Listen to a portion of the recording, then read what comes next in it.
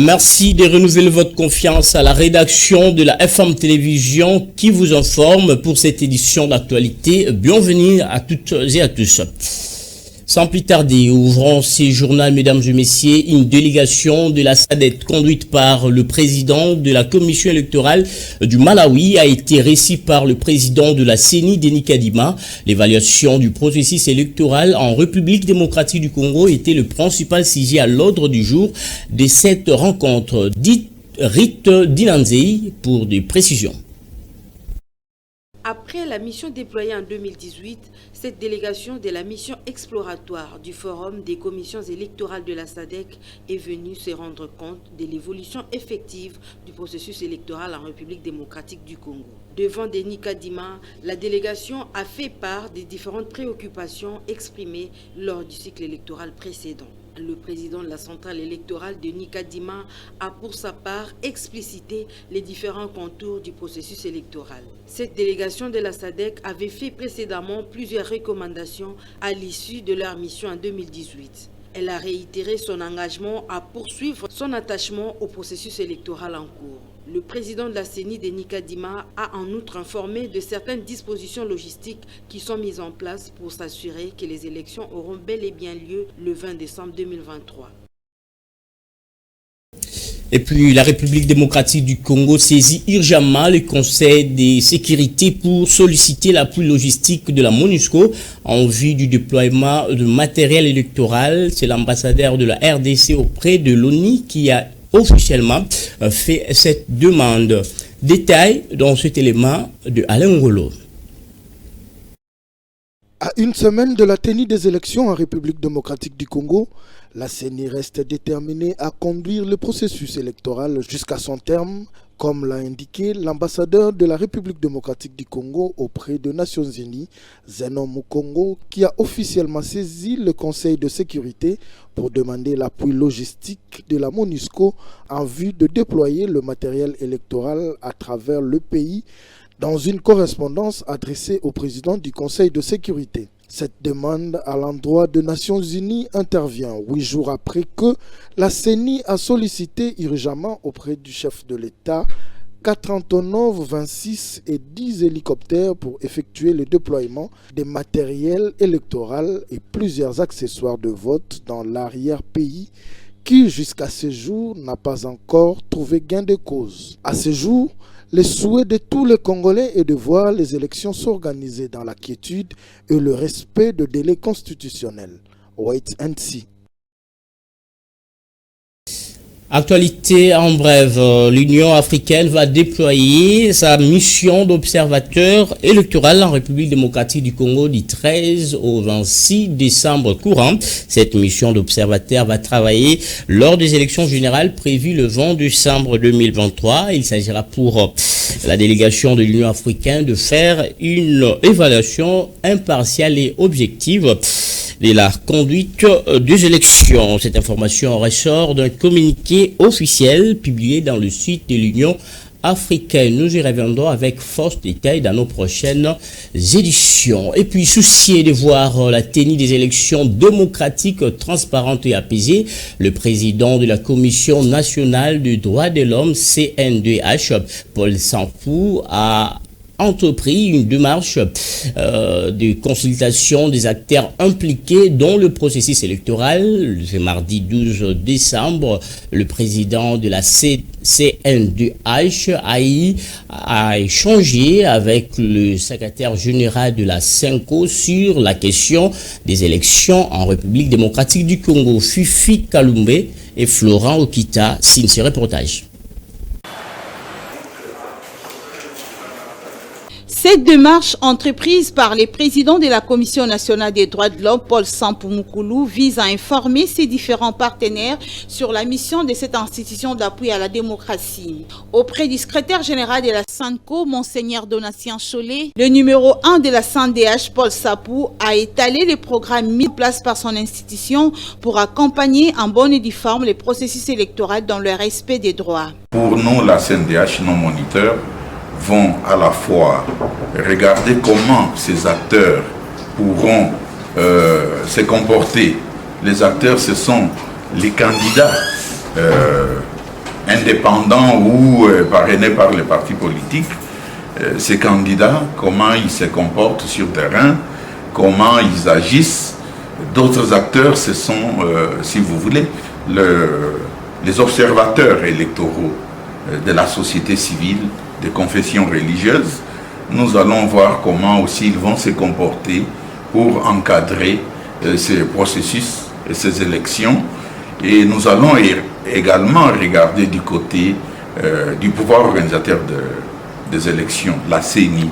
Est-ce qu'elle applique correctement le prescrit au regard des instruments internationaux et des dispositions de notre constitution, de la loi électorale, par rapport à la promotion d'une élection libre, transparente, démocratique. Et donc, tous ces acteurs feront l'objet de notre monitoring, y compris aussi la population électrice. Est-ce que là, nous aurons une possibilité de jauger si nous avons fait vraiment le travail d'éducation civique et électorale suffisamment? Voilà l'essence de notre démarche, c'est dire aux acteurs que la CNDH sera sur terrain. Ravi de l'implication de la CNDH pour la bonne marche du processus électoral, Monseigneur Donatien Cholet a demandé au président de la CNDH d'ouvrir grandement l'œil pendant ces processus pour que le droit soit garanti à tous et à tous les niveaux. Je profitais de l'occasion pour donner quelques conseils au président. Mieux vaut prévenir que guérir. Maintenant, un peu comme au temps de Ngoï Mulunda, à quelques jours des élections, on se demande est-ce qu'il y aura élection ou pas. Et la grande inquiétude, c'est la capacité de déployer le matériel dans tous les bureaux de vote. Parce que ce qu'il faut éviter, c'est que le jour de vote, certains bureaux ne s'ouvrent pas parce que les matériels ne sont pas arrivés. Et là, on aura empiété sur le droit de vote de ceux qui se sont enroulés là-bas. C'est pour ça que je dis mieux vaut prévenir que guérir. Donc, faire aussi œuvre utile d'attirer l'attention de la CENI là-dessus. Il y a par exemple le droit d'avoir les résultats de vote affichés devant les bureaux de vote.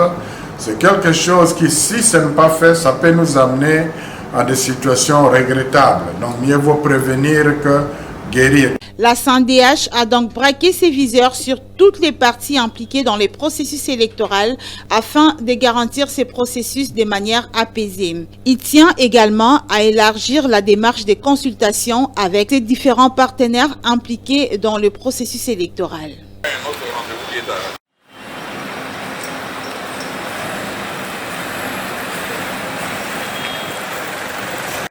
Voilà, au sujet du processus électoral, Ferdinand Cambéré parle d'un processus non consensuel où une frange est mise à l'écart par la CENI. C'est au cadre du FCC relate également quelques irrégularités à quelques jours de la date prévue pour les élections. Suivez cet élément signé par Fifi Kalumbe. Ils n'ont pas si organisé de bonnes élections en faveur du peuple congolais. Ils n'aiment pas les Congolais, ils n'aiment pas les Congos, ils n'adorent que le Rwanda, ils n'adorent que l'Ouganda. Et donc ils ont échoué, ils n'ont pas su organiser ces élections. On est à moins de 10 jours de cette date qu'ils ont dit qu'ils vont organiser les élections, mais personne ne sait ni où il y a les machines pour voter. La CENI, pas celle qui revendique encore des avions, pas celle qui revendique encore des véhicules, pas celle qui revendique encore des motos. À moins de 10 jours. Ça nous attriste parce que pour que Kabila amène ce pays jusqu'à ce niveau où il a laissé, c'était le fruit des sacrifices, d'énormes efforts. Il a sacrifié toute sa jeunesse. Il avait 29 ans quand il a pris le pouvoir. Mais il a travaillé pour que ce pays retrouve son unité. Pour que ce pays retrouve ses lettres de noblesse. Il était déjà divisé, tous les Jean-Pierre Bemba ici, les Mboussa, les Rouberois, c'était des seigneurs de guerre, c'était des présidents des petites républiquettes. Il doit être content de ce qu'on est en train de faire du Congo. Et ces sacrifices n'étaient pas que de lui, c'était ensemble avec le peuple congolais qui consentait ces sacrifices-là. Ce journal se poursuit. La dégradation de la situation sécuritaire dans l'est de la République démocratique du Congo constitue un échec du premier mandat de Félix Tshisekedi, telle est la réaction de Ferdinand Kambere au cadre du FCC qui estime qu'aucun effort n'a été entrepris pour pacifier l'est de la République démocratique du Congo pendant le premier quinquennat de Félix Tshisekedi. Suivez Ferdinand Kambere dans cet extrait choisi par votre rédaction. Il a eu un pays tout entier, un pays sécurisé, une armée forte, une police, une administration organisée. Bien sûr, tout n'était pas parfait, mais c'était à parfaire. Mais qu'est-ce que nous avons aujourd'hui? Aujourd'hui, il n'y a plus rien. Hein? C'est soit des mercenaires, soit des armées étrangères, sa propre armée. Il lui impose un cessez-le-feu, mais en faveur de qui? Du M23 qui ne fait qu'avancer. Mais pendant que le M23 avance, parce que hier et avant-hier, on nous a dit Mouchak est tombé, les villages environnants. Donc, en plus de ce qu'ils avaient comme territoire, maintenant Goma est encerclé. Mais c'est pendant ce temps que lui, quand même, sait faire sa campagne. Dans ce coin-là. Vous ne voyez pas que c'est bizarre? Hein? Quand il se lève, oh non, Kagame là, c'est le Hitler. Mais il rapproche. Il va même dans les zones contrôlées par ces armées étrangères que lui a invitées. Il n'est pas inquiété. Il y a un problème. Ça veut dire, en réalité, ce désordre, cette instabilité, cette guerre-là, comme les gens de l'Union eux-mêmes le disent, c'est une guerre amicale entre ses amis du M23. Il a même écarté un peu les FARDC pour parler aussi de ses amis Ouazalendo. Les mêmes amis à qui il donne des ordonnances pour donner coordonnateur adjoint, et un Ouazalendo, au lieu de se battre contre le M23, il est en train d'appeler à la campagne pour que les gens élisent Félix. Vous ne voyez pas que c'est un théâtre?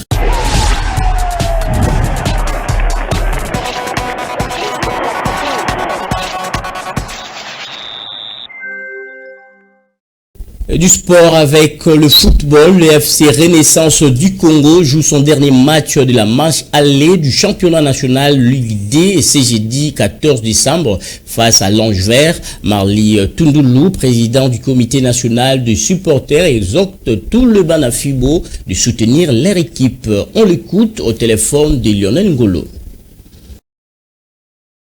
Je pense que c'est demain jeudi que nous allons jouer notre dernier match de la manche allée. Nous allons jouer contre Ange Vert et avec espoir que nous sortirons victorieux parce que le comité sportif dirigé par Maître Malou Abeli Cléophas a mis tous les moyens en jeu et le moral des joueurs est au beau fixe. Donc nous pouvons qu'espérer aux 3 points. Alors j'invite à tous les Rennais de tous bords de venir demain au stade Tata Raphaël à partir de 14h30 parce que notre match va commencer à 15h juste et que tout le monde, tout Rennais soit présent pour booster nos joueurs, pour donner un coup de tonus à nos joueurs pour arracher ces 3 points tant précieux pour nous. FC Renaissance contre Ange Vert, coup d'envoi 15h30 au stade Tata Raphaël en match remis de la 8e journée du championnat national Ligue 1. Pour en parler avec force et détail, on reçoit Lionel Ngolo, communicateur du club. Avec lui, nous serons informés. Bonsoir Lionel. Bonsoir Igor Sombo, bonsoir à tous. On rappelle, c'est une première fois avec votre journal. Évidemment, et sans plus tarder, quel grand plaisir. On passe directement à l'essentiel, qui est retenir évidemment de l'équipe de Renaissance avant le match contre Ange Vert. C'est une équipe qui grandit, Igor Sombo, ça doit soulager forcément tous nos supporters qui nous regardent. C'est une équipe qui apprend à grandir, surtout dans la douleur. On a vu ça n'a pas été facile depuis le début. On a vu une équipe qui est aujourd'hui largement composée de jeunes joueurs qui arrivent. Et même si on va citer Tadje Tekema, le buteur de ces championnats, on va citer comment il s'appelle, Tichintela, qui servent en tout cas de l'expérience pour pousser évidemment ces jeunes joueurs. Je n'oublierai pas pas Tshisekedi évidemment, qui est ce défenseur excellent au niveau de la charnière défensive, qui fait du bon boulot. Voilà, c'est une équipe qui grandit, une équipe qui a connu un périple peut-être difficile côté de Kikwiti. On va rappeler, le CNSS a perdu son premier match avant d'obtenir un nid des 0 buts partout contre Makila. L'équipe est revenue à enregistrer sa victoire très récemment. Donc le match de demain reste extrêmement important pour l'équipe, mais surtout, comme je l'ai dit tantôt, c'est une équipe qui apprend à grandir dans la douleur, mais surtout qui veut à tout prix, a priori, et essentiellement obtenir le point de demain pour avancer, gagner quelques places dans le championnat. Et on peut dire qu'il y a une évolution positive. Hein? Absolument, c'est une très bonne... Et c'est ça ce que les supporters ont eu du mal au départ de le voir jouer, en tout cas la Ligue 2. On disait que c'est ridicule, ça ne peut pas se faire, mais on a mobilisé les supporters qui ont accepté la situation qui n'est que passagère, je veux dire comme ça, puisque c'est une équipe qui renforce, qui s'y ressource pour retrouver les chemins de la Ligue 1, c'est là où on nous attend énormément, mais ça doit passer par des très bons matchs, ça va passer par des victoires et surtout d'être constant cette saison en Ligue 2. Par exemple, les matchs de demain dont on parle, ça va permettre à l'équipe de gagner quelques passes devant dans les classements. Ouais, l'équipe de Renaissance évolue aujourd'hui sans entraîneur principal. Est-ce une inquiétude? Un petit peu, je vais dire comme ça, puisque on va le rappeler, l'équipe avait signé récemment Pati Lokose, qui est un grand nom quand on parle de football en République démocratique du Congo. Mais suite à quelques arrangements, le coach a dû quitter l'équipe. Et le Renaissance n'est pas forcément inquiété par rapport à ça, puisqu'il y a l'entraîneur Alex qui assure les choses. On a remporté les précédents matchs, c'était avec Alex et tout son staff, et qui font du bon boulot. Il faut le louer et surtout les reconnaître ici sur ce plateau. Mais après, c'est la coordination qui est assurée par Maître Bilmalou à Cléophase, et de voir quel niveau il faut engager notre entraîneur pour assurer les choses. Mais jusque-là, ce n'est pas vraiment une inquiétude, puisque l'équipe a des entraîneurs, l'équipe a un staff qui fait du grand boulot, je le disais tantôt. Voilà, alors quelles sont les chances pour l'équipe Orange, le club Orange, en cette saison en Ligue 2? Alors jusque-là, déjà, il faut dire, le CNSA du Congo, sans ces matchs, avoir la même comptabilité que les autres. Le CNSA du Congo est 4e au classement. Ça veut dire si l'équipe gagne les matchs de demain et si l'équipe gagne d'autres matchs qui seront devant, le CNSA du Congo sera placé au podium et va en tout cas avoir toutes ses chances de retrouver, de renouer avec le championnat national Ligue 1, ce qui est possible. Donc l'équipe a toutes ses chances possibles et pour retrouver la Ligue 1 la saison prochaine, puisqu'il y a de la qualité. Permettez-moi, j'ai cité tout à l'heure quelques doyens qui apportent énormément d'expérience, mais surtout de l'énergie, le volume dans les jeux. J'ai cité Tadetekem, qui est le buteur quand même à son âge. Dans les trentenaires, personne ne pensait qu'il allait être à la hauteur comme il est fait. Il marque à chaque match. Chaque match, voilà, Tadetekem marque ne serait-ce un seul but. Il y a voilà, Tichik qui apporte de l'énergie et de la technique au niveau du milieu du terrain. Ça soulage, ça relance l'équipe. Donc c'est une équipe, moi je vois réussir très prochainement. Mais il faut donner du temps à cette équipe, il faut donner du temps à ces jeunes joueurs. Donc Renaissance du Congo a toutes ses chances, Igor Sombo. Tout est bien, qui finit bien. Lionel Ngolo, merci de nous avoir informés sportivement. Merci à vous. Je le disais au début, c'était votre premier journal. L'honneur de recevoir, en tout cas, ça me va trop au cœur. Voilà, voilà, c'est par cette note que nous mettons un terme à cette édition du journal présentée par Igor Sombo. En tout cas, pour vous qui venez de nous suivre, merci pour votre attention soutenue. Vivez longtemps, vivez 100 ans. À la prochaine.